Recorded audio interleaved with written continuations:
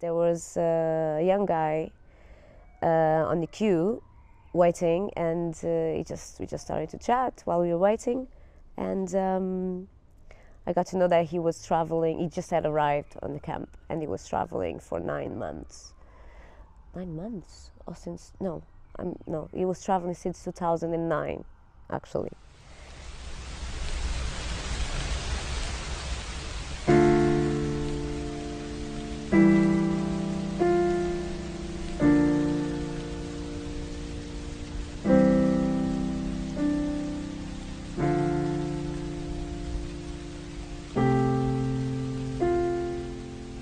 A lot of them, they had normal lives before, you know, maybe even better than any of us. We don't know that.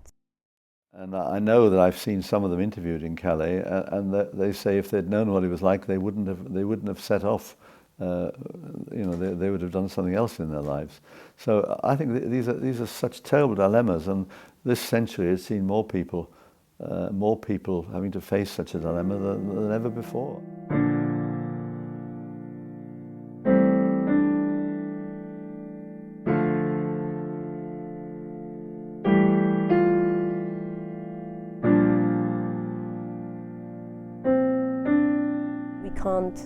The public would not relate with them because they don't show nothing that you feel related with.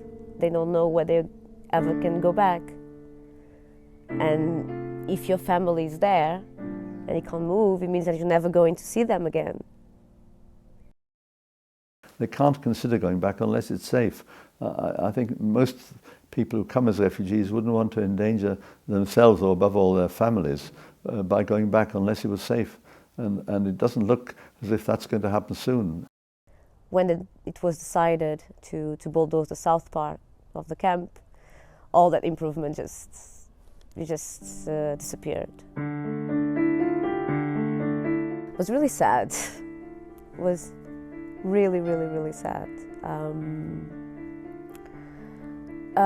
Because just weeks before, you pass by some streets, and or you remember, but what was there, and suddenly you just see everything destroyed. There was just destruction. That's it.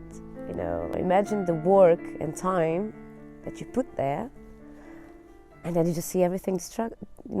Like, why? People who are living in dreadful circumstances, like in the jungle in Calais, like some of them did in some of those terrible camps in Bosnia, like some of them in Syria, it is appalling. And it is taking away from them their sense of being human beings. I think we just can't sit aside and just pretend it's not happening. And I shudder to think how traumatized such people will be, for the rest of their lives, maybe.